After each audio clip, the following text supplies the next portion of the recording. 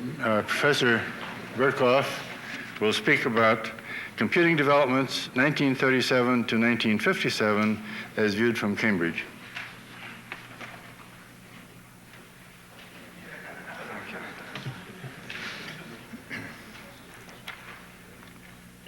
I have to begin with a couple of apologies.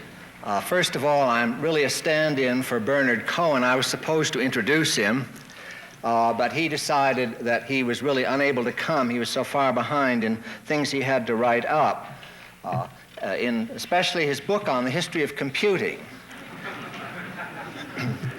And it always has seemed to me, however, this is a great opportunity because I've always wondered, since I knew so much more about the subject than he did, and he was a neighbor, why he never came around to let me tell him how he should write the book. But now with Henry Tropp in the audience, I trust, I'm going to remind him that there is this videotape available, and he must not write his book until he hears my thoughts on the subject. My second apology or feeling of some diffidence is really that there are people here who are much more familiar with some of the events I shall try to recall than I was or am, and therefore they may have the feeling they wish to correct me, and very likely they should.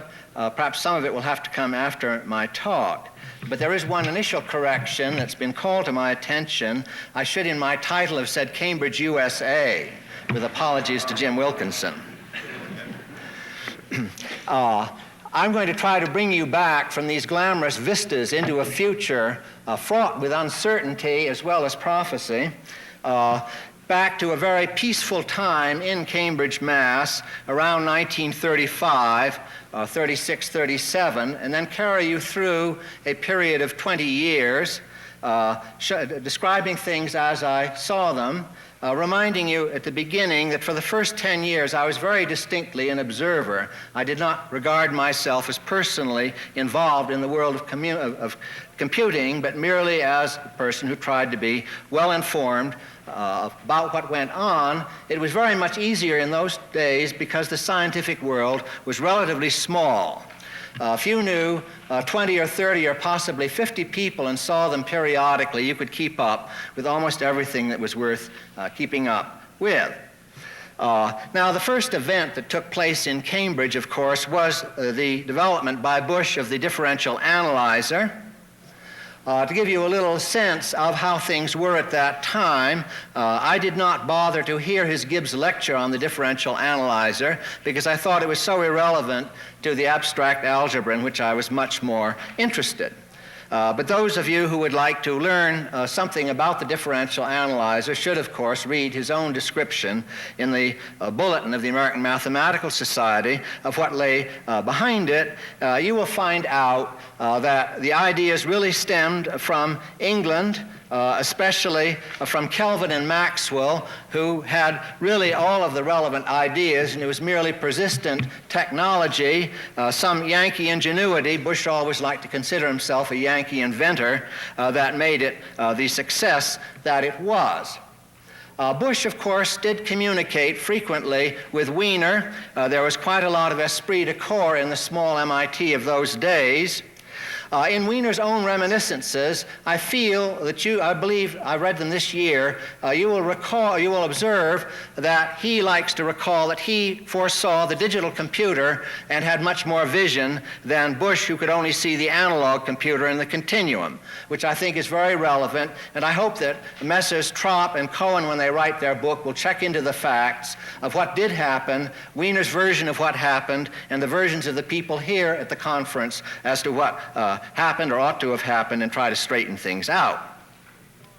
I also hope that people like Jay Forrester, who must have known about some of those things, will try to straighten the record out. Well, the differential analyzer was, of course, an analog machine, and the theme I'm going to emphasize persistently in my first half of my talk is the competition that went on during that decade between the analog and the digital machine. The digital machine, as far as Cambridge was concerned, Cambridge, USA, was, of course, identified with Aiken's Mark I computer, the selective sequence automatic calculator, whatever it was called. Behind that, there lay another bit of Kelvin.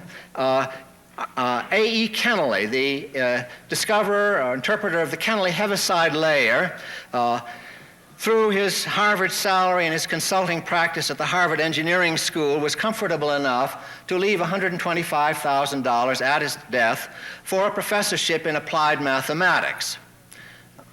And I remember I did hear of it some years later and sort of wondered why the math department did not lay claim to it.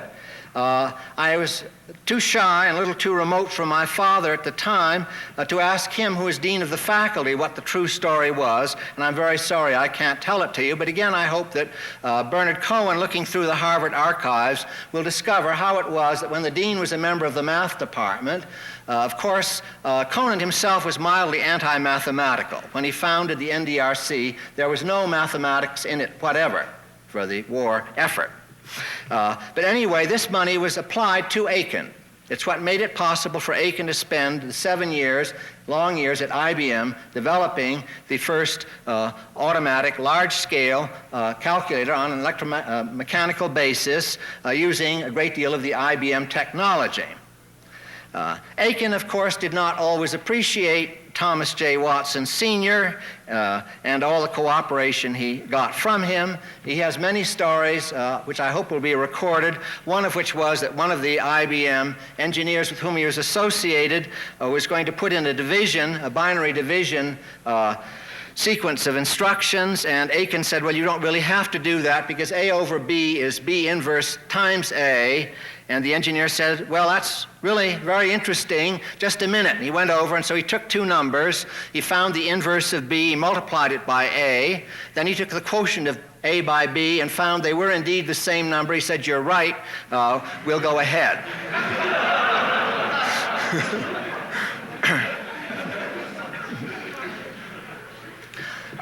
Before I leave these early days, I would like to give you a little picture of the times, which I do hope will be in this forthcoming book by Cohen and Tropp, of the peaceful Harvard of those days with a very small engineering school. Besides Kennelly, there was George Washington Peirce, who taught me electromagnetic theory, and also this shows how egocentric people are. He got $2 million from the Bell Telephone Company in a patent suit.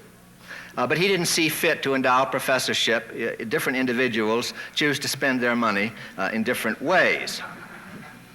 But the tradition from Peirce to Chaffee to Aiken is very straight in the Harvard annals, in the communications, electronic communications, electromagnetic theory at Harvard, and it was a very clear course which had absolutely nothing to do with the mathematics department. And I think that probably my father, in the first place, but also I, were among the few people in the math department who really bothered to talk to these people. Of course, if I hadn't listened to Aiken, I wouldn't be talking here today, probably, although Van Neumann was a good friend of mine also. Well, this is the pre-war period then, going on through to about 1942, and I would now like to shift into the period of the war and to underscore what Stan Ulam has said. It is perhaps an unpleasant memory. It is one which in some sense many people try to forget, but I think in historical honesty we have to realize that it was dedication to the struggle against Hitlerism that was the driving force behind the development of the computer in those years. It's absolutely impossible to understand it except in that context. And one of the centers was the Aberdeen Proving Ground, where they had a differential analyzer, which was supposedly to develop range tables for exterior ballistics. There's a very interesting historical digression which could be made on this subject. Fortunately, Herman Goldstein has devoted considerable space to it in his book because he was at Aberdeen. This was his activity. This was a center of a great deal of activity, and on a week of my vacations from Harvard, I used to go down there. I was fortunate in being in the office of Bob Kent, having a chair there, where I saw many things and heard many things, and I want to tell you a few of them. I'm not going to say much about the development of range tables. Possibly Derek Lamer, if my recollection is correct, he was there, along with many other very talented mathematicians, Jimmy McShane, developing them. But my lowbrow point of view as an observer was that when it came to range tables in the first place, they were largely useless in World War II. It was not a fixed position warfare. It was mostly point-blank fire, often on a moving tank. And as far as the range tables are concerned, the most essential role was played by Jimmy Previs, who did not even have a high school degree, but he had one quality which was absent from most of the very distinguished mathematicians there, carrying on the tradition of Veblen Bliss from the First World War. Namely, he was always at the range when there were firings going on, and whatever the theory behind the range tables, they matched the firings for that particular day, when suitably corrected. Perhaps those of us who are today engaged in computer models of various things of great importance may appreciate this kind of fine-tuning that it also has a very long history. Among the people whose names should be mentioned also at Aberdeen were Clippinger, who can't be here, Zierler, whose name has been mentioned in some of the abstracts, and many others. It was a great center. We were well aware of the very fundamental developments at the Moore School of Engineering at Pennsylvania, and that they had electronic machines which were very fast but had very limited storage. Well, now, as regards von Neumann, I'm only going to tell one anecdote. Those of you who heard me mention it before will bear with me. He came in frequently, oscillating from Los Alamos, and I might record that he never let me know, one of his very good friends, what he was doing at Los Alamos, and in fact, I did not know that Los Alamos existed. I only knew vaguely there was some kind of a project that was super secret. And after the war, when I spoke with Conant, and I said that by 1945, lots of people knew, Conant turned a fiery red.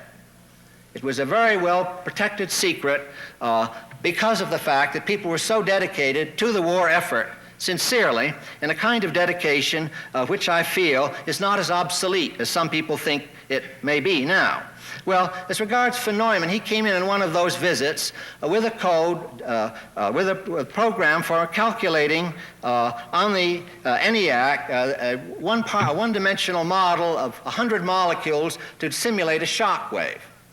And he gave a little seminar, and von Karman was one of the other people in a small but select audience.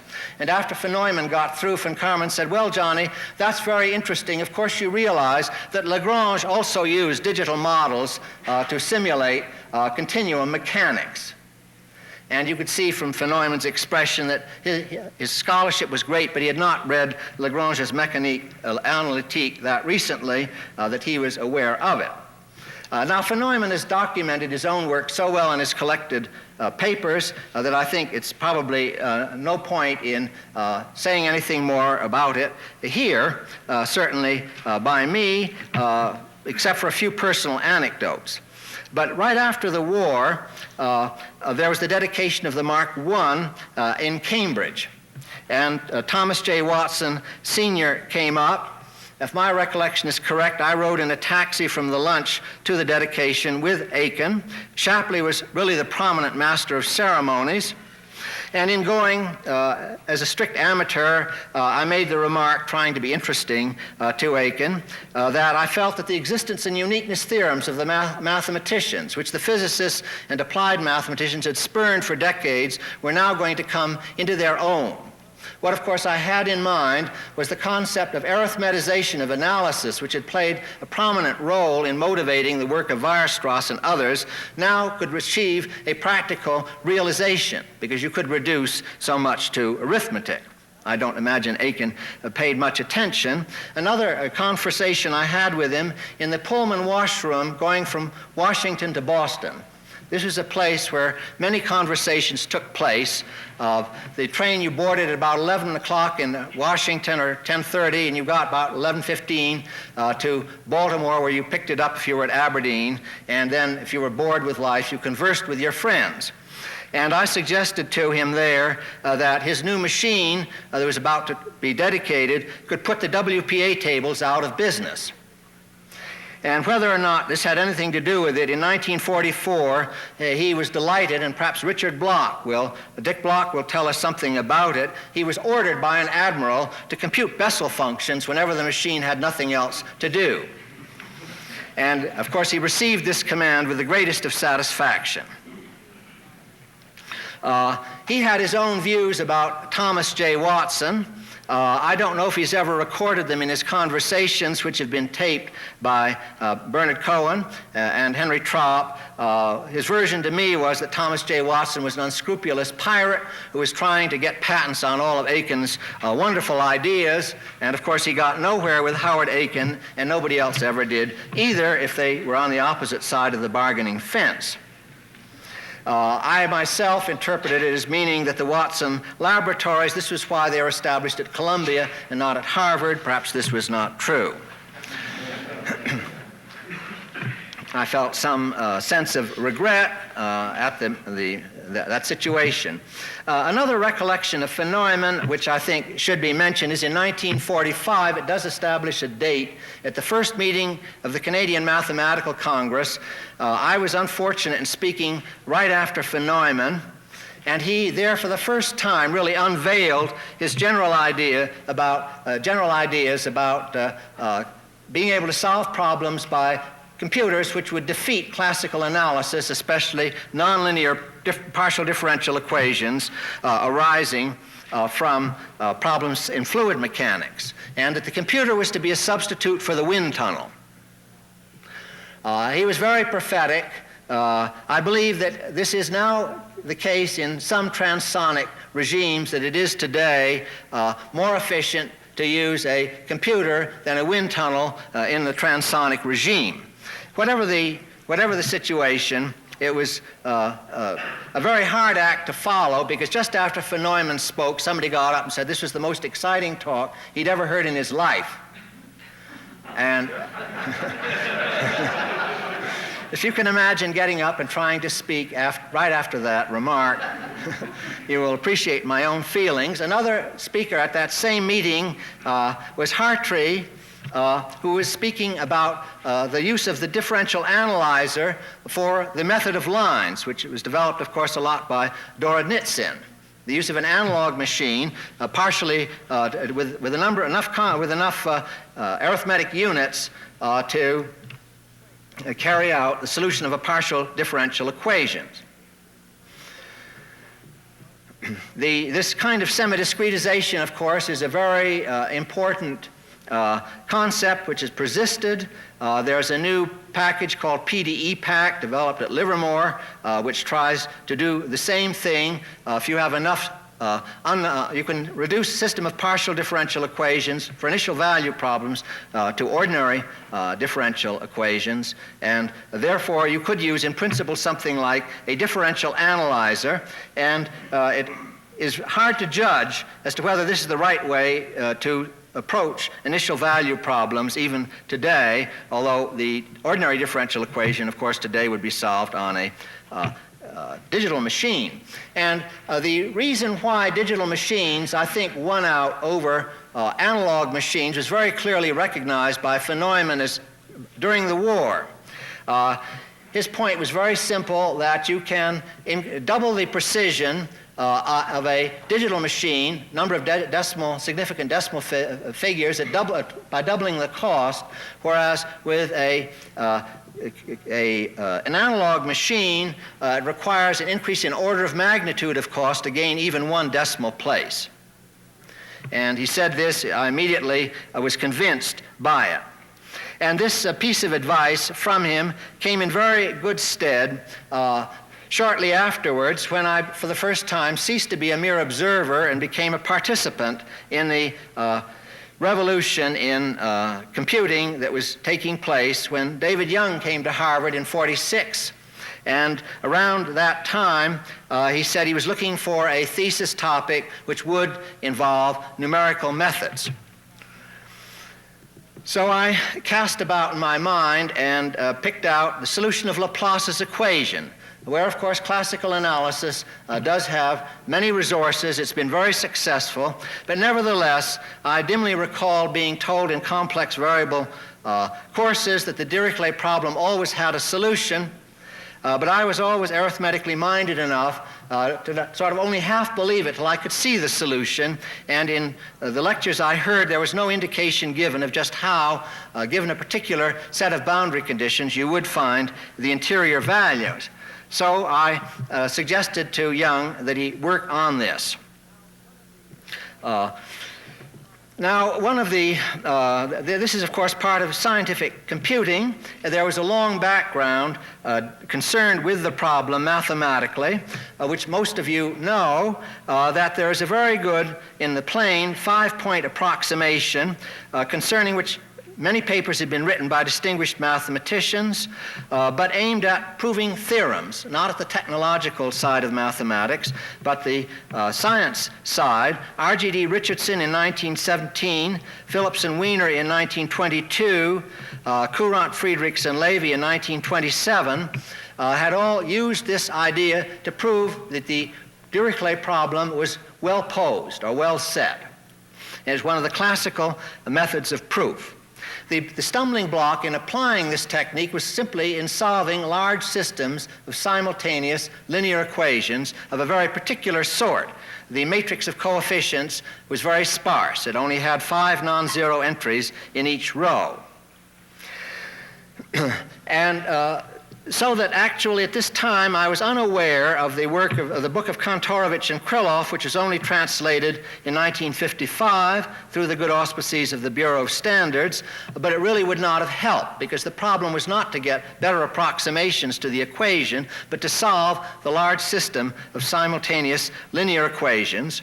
And the big question in my mind at that time was the competition from analog methods, because there was also the electrolytic tank analogy. A whole laboratory in Paris was dedicated to the exploitation of this, and thanks to the generosity of the Office of Naval Research, I was able to invite Malavar from that laboratory to set up such an apparatus at Harvard over 3 months, period of 3 months, and became quite clear from first-hand experience that this was a very delicate technique and it was not really probably a long-range competitor to suitably planned computations. The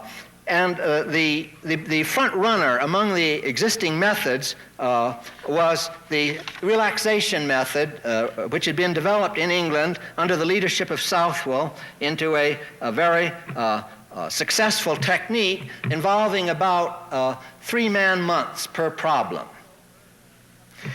And I went over, and some of you have heard this before, Southwell's daughter had been at Radcliffe during the war. I had been her advisor, so I had some kind of an in with Southwell. And I called on him, and I told him what I wanted to do, which was to take his ingenious method and have it automated so that a computer could do the same thing. And from his wisdom as a senior statesman, he looked at me kindly and said, "This is absolutely impossible.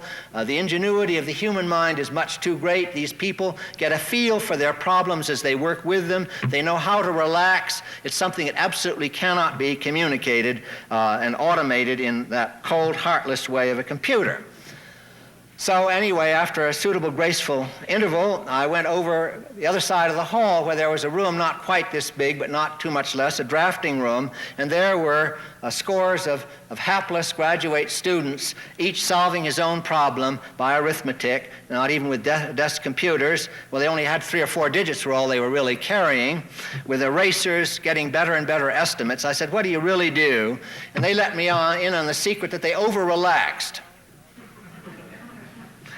So when I got back to Harvard, why I told this to David Young, and this was a very helpful piece of information, but actually in his breakthrough in developing the SOR method, which lowered the cost by an order of magnitude for solving such problems, it really was based on computing all the eigenvalues of a 20 by 20 matrix on a desk computer for two processes and observing that the numbers he got were as numbers to their squares. It was a numerical coincidence. Then he started trying to figure out what the reason was, and he began to get a theoretical hold on this method for solving the Laplace equation. Now, there's another aspect to this which I think it's worth mentioning.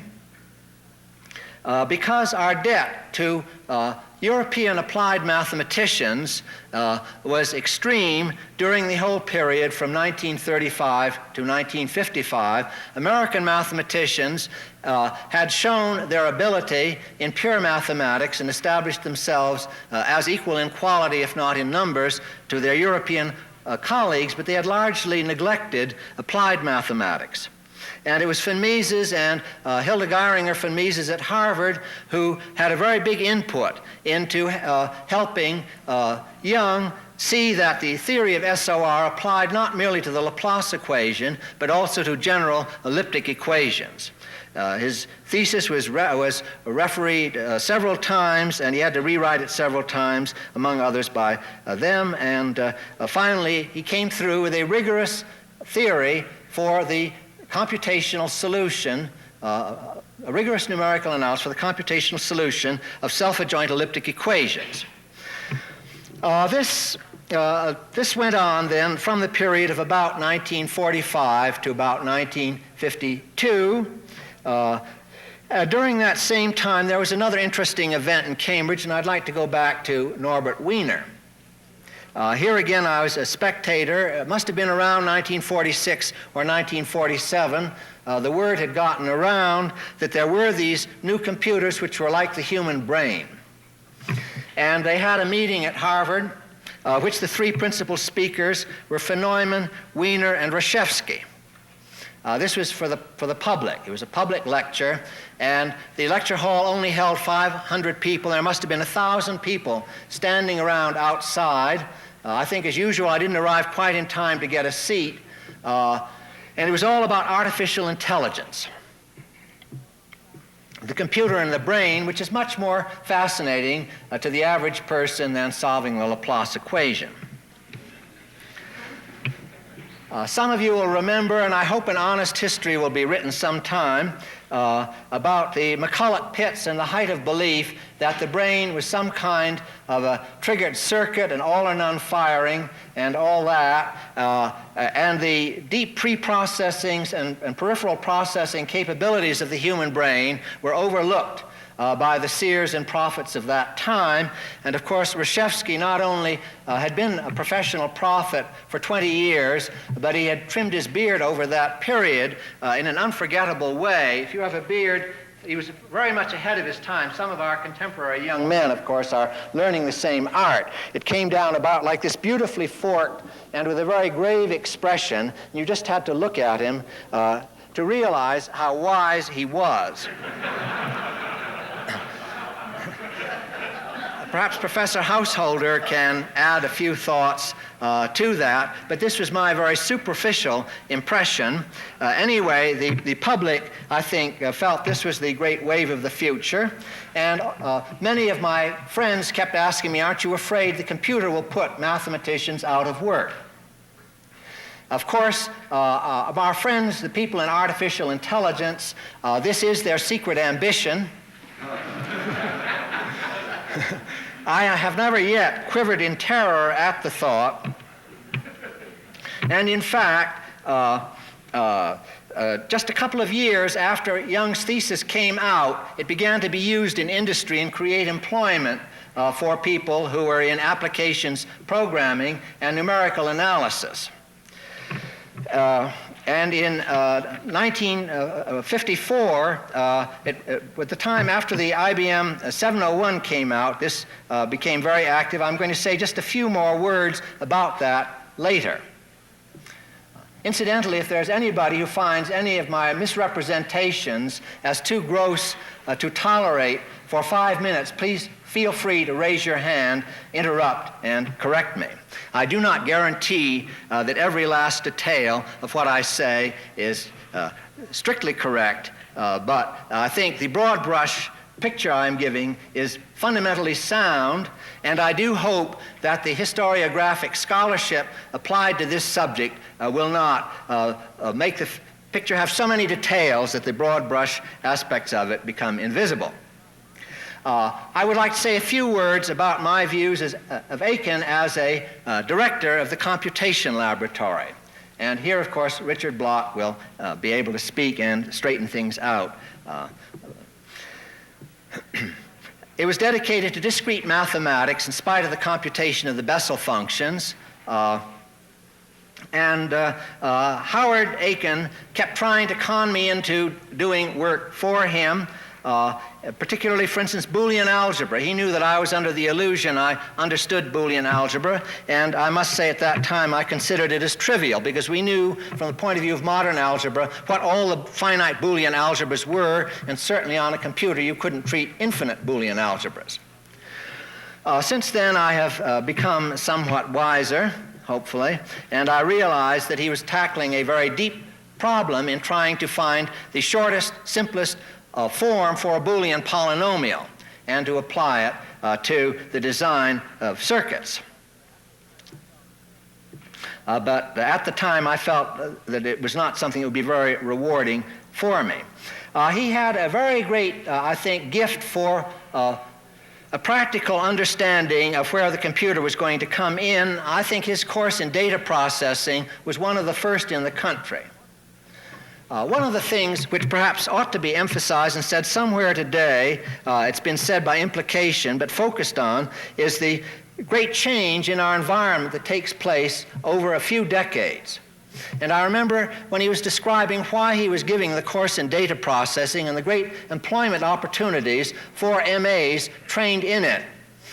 He made the statement that in Oklahoma it cost maybe 3 cents a thousand cubic feet, or whatever it would be, to produce natural gas, and 25 cents to bill the customer for it.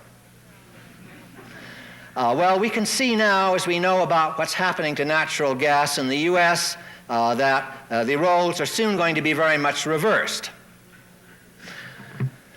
But this was, I think, very forward-looking of him at the time, and he saw that this scientific computing was all very well, but we must not put all our undergraduate and master's candidates into numerical analysis and scientific computing or artificial intelligence. We must put them into data processing.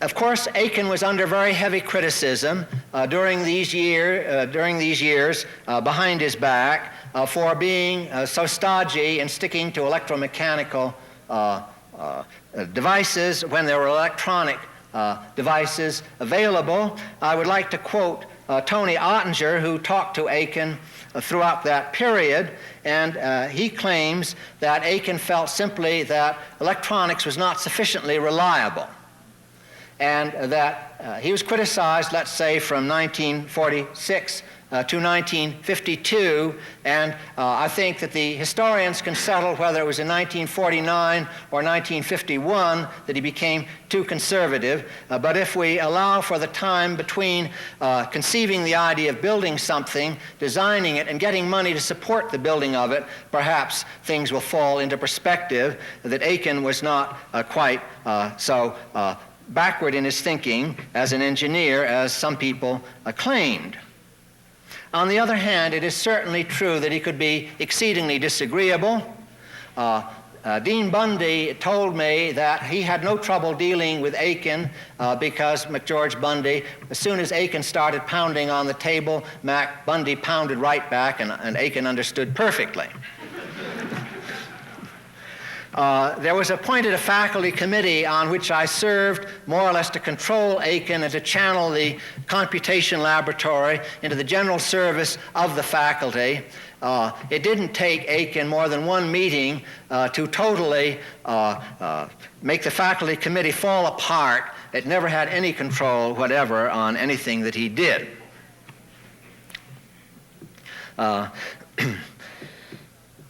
Well, so these are some aspects of Aiken. I think perhaps John Curtis will forgive me if I tell another story which relates to some developments at the Bureau of Standards.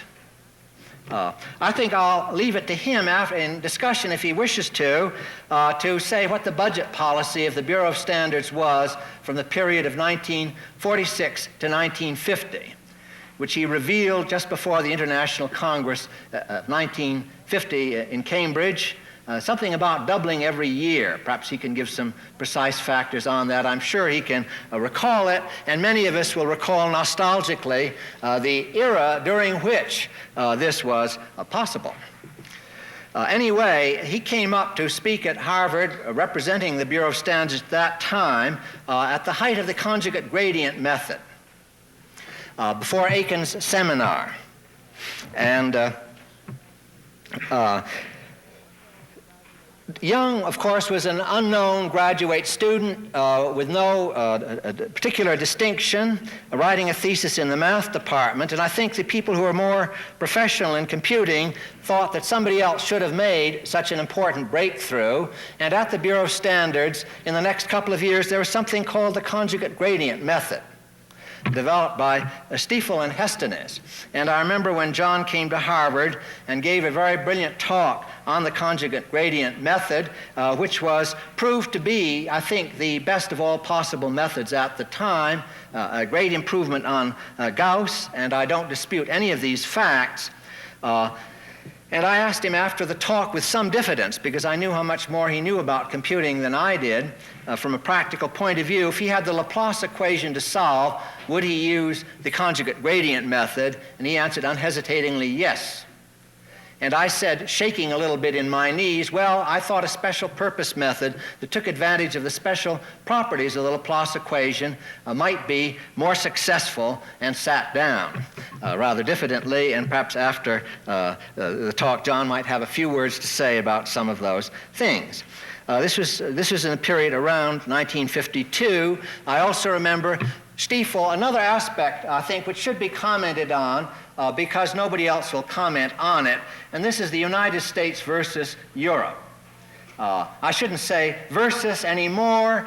We are brothers in computing, but America was laboring under an inferiority complex all the way through until 1940, and not without some justice. But I had thought, after the victorious conclusion of World War II, America was standing triumphant, virtually unscathed, in a world everywhere in ashes and prostrate as we imagined. But when I went over, and I'm going to be very indiscreet for a moment now, when I went over in 1948 to Switzerland, where Courant gave a talk to dedicate the new Institute of Applied Mathematics, where Stiefel was to be the director. They'd picked a very distinguished pure mathematician to make him into an applied mathematician, which he did, of course, marvelously well. Courant gave a talk, and there were literally 1,000 people there, and I suddenly realized that in German-speaking Switzerland, they still regarded Göttingen as the center of the universe mathematically. My indiscretion consists in remarking that at that meeting, Courant was using freely the word implosion, and I was shuddering in my boots because I knew he shouldn't, and I believe Stan Ulam coined the aphorism that he was dying to tell military secrets, but nobody would listen to him.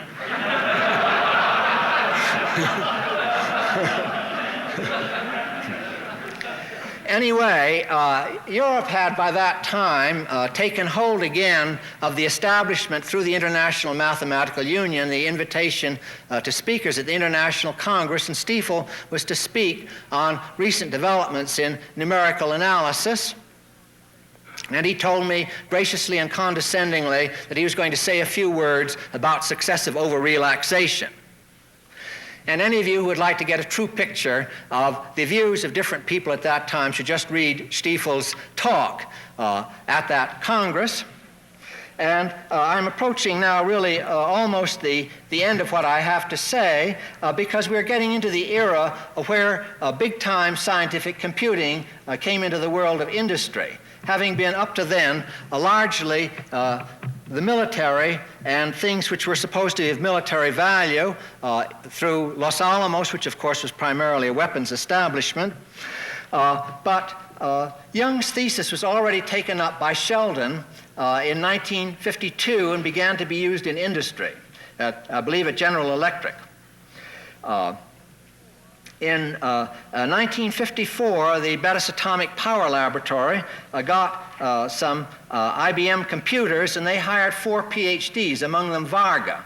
Varga had computed on desk machines for David Young. It's a rather small world. So at Bettis then they had 4 people who were full-time mathematicians developing programs for use on IBM, but really just algorithms, because we didn't yet have programming languages. And the algorithms which Varga developed had to be taken by the professional programmers, converted into machine language, and then Varga had to bear the great cross of being told that his brilliant new ideas, the programmers couldn't be bothered with reprogramming them to improve the algorithms, because it really would disturb the engineers too much to have all these changes made. And I remember well his complaining to me about it. Well, I think that since the talks here are supposed to be dealing with the history of computing in the larger sense and not with numerical analysis, I won't go into the subsequent development of other competitors such as ADI to the SOR method and the competition that went on between Knowles Atomic Power Laboratory at General Electric and Westinghouse with respect to what was the better method, but just to leave you with the impression then that by 1955, with the first IBM machines out, American industry, especially the nuclear industry, but also the petroleum industry, which had been egged on by Neumann, incidentally. He was an early consultant for the Standard Oil Development Company.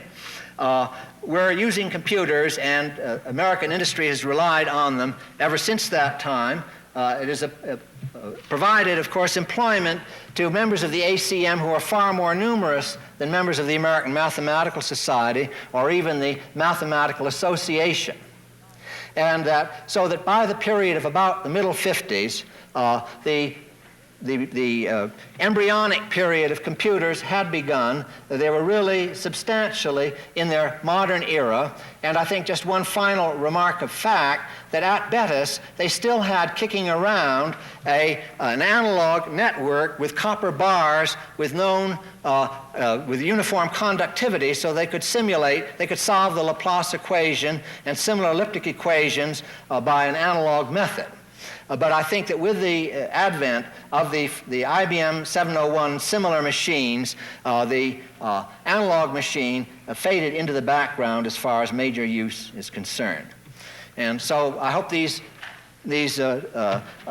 few remarks will be corrected, if not in the subsequent discussion, in the book forthcoming by Henry Tropp and Bernard Cohen. And what I particularly like is from Henry Tropp a prediction as to when that book will appear.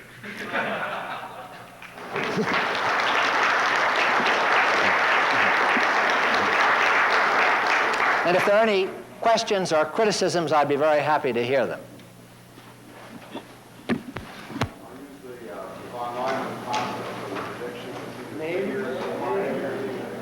Depending on who you talk to. Henry Tropp. Henry Tropp, Humboldt, in California. I'd like to make one comment about the Harvard environment during the late 30s that Howard Aiken recounted to me. It was, I guess, just this side of hostile. And he mentioned a number of comments of colleagues, one of which was, gee, Howard, if you get this machine built in 6 months, you're going to have all the problems of the world solved, and then we're going to be stuck with a great big white elephant.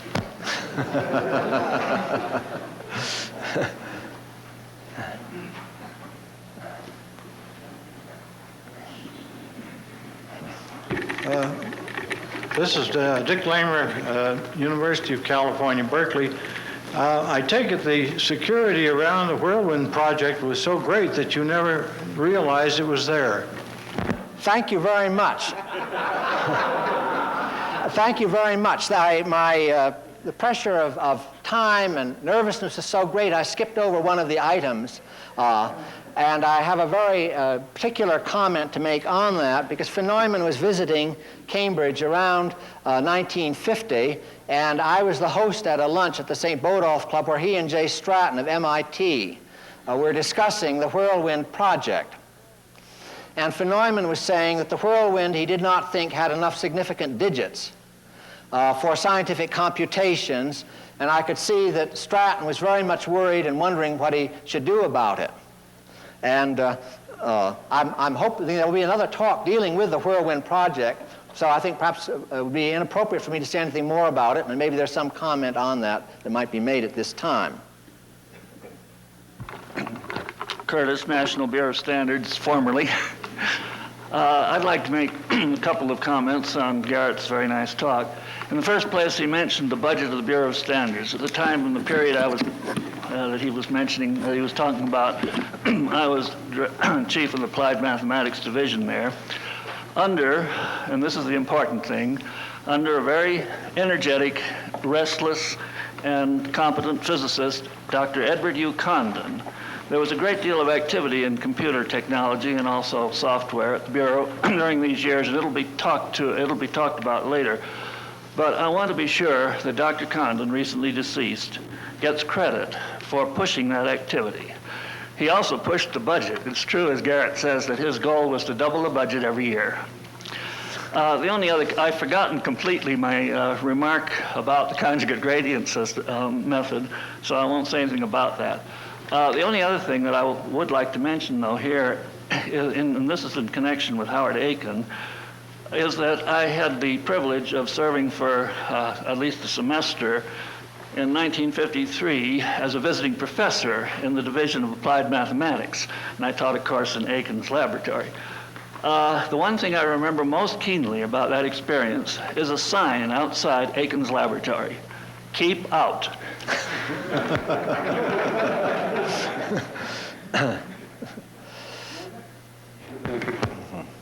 Okay, we're online. My name is Howlett. I was until recently the British Science Research Council's Atlas Computer Laboratory. I live in Oxford. This brings, of course, I knew this was going to be a tremendously nostalgic thing, and you can see this. One of the things I'd like to say, one is there can't be very many people in the audience who actually worked with the original Differential Analyzer, which was built under sort of Hartrey's inspiration as a pretty well straight copy of the Bush machine. And I really had the gall to bring with me, from my own personal archives, a photograph of this machine, which I stuck on the board there, and I'm on it, and so is Hartrey. So is it true he made it from Meccano parts? No, he made the original model from Meccano parts, and that is in the Science Museum there, actually. Oh yes, in fact, I worked with that for a bit. But I think what I want to say was this: it's really extremely interesting. During the war, I worked with Hartrey on a number of classified things for the war effort, and at one stage we were invited by Professor Piles, could we provide a numerical solution for a certain nonlinear partial parabolic differential equation. He didn't say what it was all about, so we naturally tried to guess what it was, and Hartrey got it right. It was, of course, the diffusion law, you see. And it took us 1 year. There was Hartrey and 4 assistants, all for PhD types, you see, to get one numerical solution. You play around that off in about 5 minutes or less than that. But that was the only machine there was, and curiously enough, it was we who were asked to do this. There were not the resources around anywhere else at the time, but things have changed. I would like, if I might, one or two other things. I was extremely into hear you saying about Southwell's opposition, for example, to what I might call the formalization. And I know very well, in fact, it was really very sad that Southwell, he held on to the sort of engineering analog so strongly and resisted all attempts. And if you want more information on that, I'm sure Jim Wilkinson knows, but certainly Leslie Fox, professor at Oxford, was one of Southwell's proteges. And Leslie, he really built up almost a lifelong enmity with Southwell in the end, because Fox insisted on looking into the mathematics. And of course, when you look into it, you find it's a much more powerful method. And I think the same thing's perhaps happened with finite element methods. The other thing is about these artificial intelligence things. I'm sure perhaps you know, but I'd like just to remind you there was, I think it was 1952 in Paris, a meeting at the Institut Blaise Pascal under the marvelous title, Les grandes machines à calculer et la pensée humaine. You know, that was terrific. And McCulloch was there, making absolutely categorical statements, you know, showing drawings of the interconnections between neurons, and it was all quite clear what it was going to be, you know. There, of course, were the fancy grey Walter tortoise, as somebody may remember, crawling around the place and homing on. And so, just finally, just a word or two about von Neumann, whom I met only once, and it was a tremendous experience. But one of the things we got asked to do in this group of Hartree was to do a calculation on the spread of a spherical blast wave, and again, it was obvious what that was all about, you see. And we wanted to get a start. We never got anywhere, of course. It defeats. I mean, we had the differential analyzer, other things. But want to get an analytic start on the thing, and we got two papers I think were probably classified at the time, one by von Neumann and one by G.I. Taylor. And it's an interesting comparison with two exceedingly great men. Von Neumann tackled this with sheer mathematical power. You know, he took the equations and sort of shook them apart and forced his way through all sorts of difficulties, and it took it quite a long way. G.I., just by sheer knowledge of the physics, sort of produced the most elegant similarity solution. It was quite impossible to see how he got it, but just knowing what it was all going to be about, you see. Very, very interesting comparison indeed. Thank you. If I may make a couple of further comments which you have reminded me of, which I intended to include, the Wiener-McCulloch pits. Of course, this relates to this large meeting. It was quite sad to me that there seemed to be fallings out between all these people. Pitts had a falling out finally with Wiener. What I remember was Pitts being interviewed for the Society of Fellows. And I was present at the interview, and I can't remember the name of the biologist who was there, who listened to Pitts, who was a quite self-confident young man at the time, describing the revolutionary discoveries that were going to be made by applying these switching circuit type ideas to the human brain. And after waiting a suitable length of time, he said, well, now what organism are you going to make your biological experiments on? And I forget now what the organism was that Pitts mentioned. It might have been the octopus. And he said, why did you pick this? Because it has the simplest brain. No, said the biologist, such and such has the simplest brain. And from then on, Pitts was absolutely out of consideration. He felt this was unprofessional. But it's rather sad to see those high hopes, coming really to very little. Hartree, of course, also visited Harvard 2 summers, I think in 49 and 1950, 48 and 49 possibly, and people like David Young had the advantage of frequent communication with him. One of his great precepts was that he never talked about making a computation without actually carrying it through. I audited one of his classes when I was at Cambridge in 1948, and I think if I've had any success with graduate students in this field, it's because I've always kept this maxim in mind, and everybody who got their degree in numerical analysis in the Harvard Math Department has done a lot of computing. Hartree was certainly one of the great leaders of that time.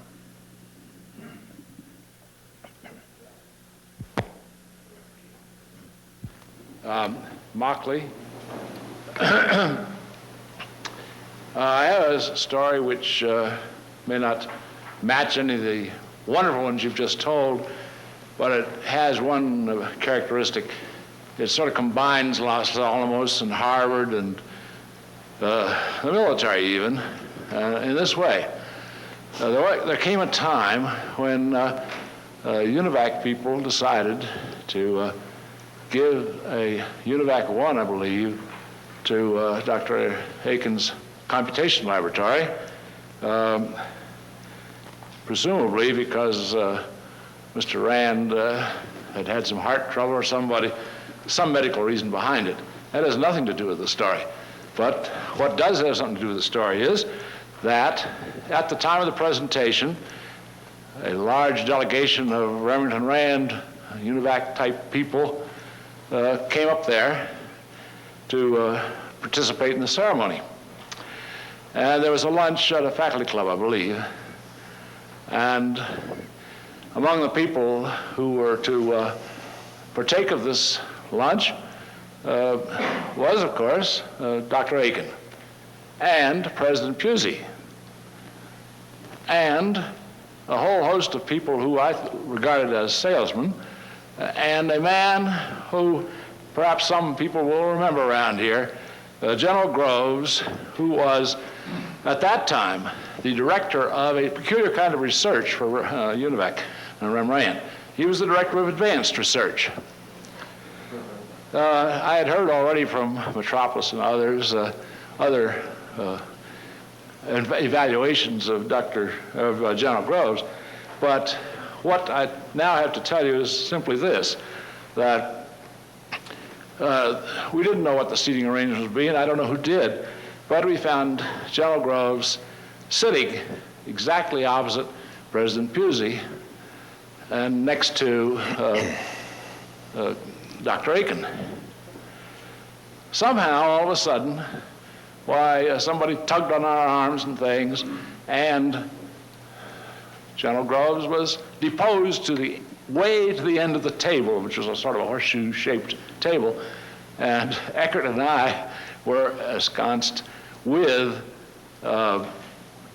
Pusey and Aiken, where we had some wonderful conversation, and that's the remainder of the story, which is very short, and that is President Pusey asked a very common question of, did anybody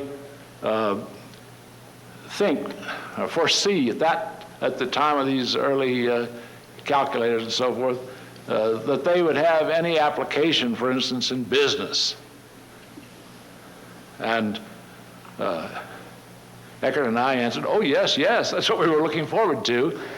And the point of this story to me was that Dr. Aiken, who, as somebody mentioned a little while ago, was going to be stuck with a white elephant after all the problems were solved, Dr. Aiken was extremely honest, and he didn't have to be.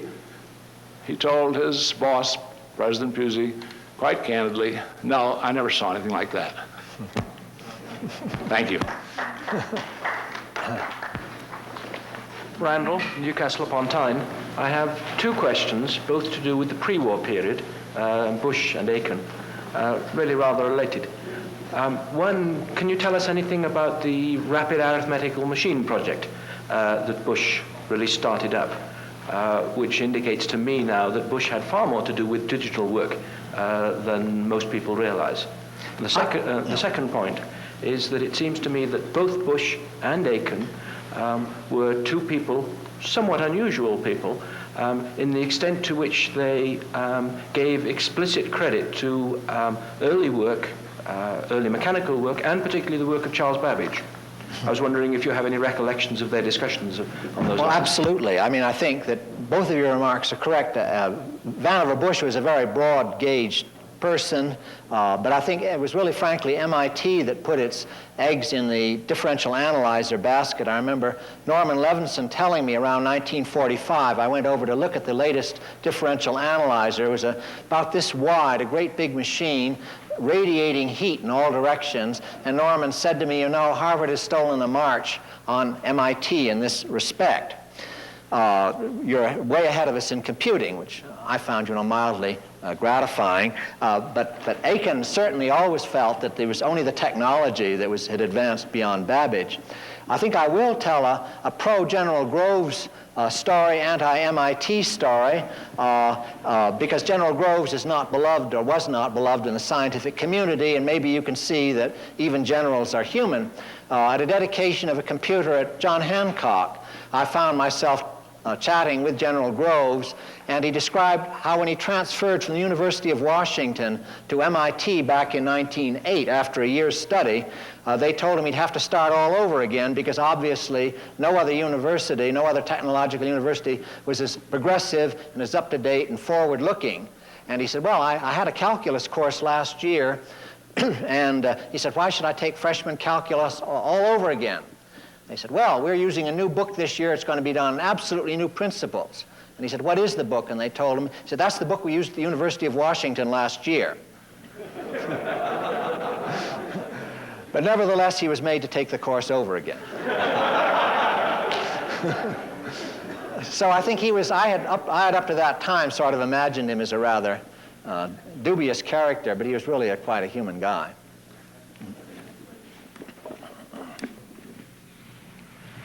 Thank you, Garrett. Nick, are there any announcements or anything? That the meeting is adjourned.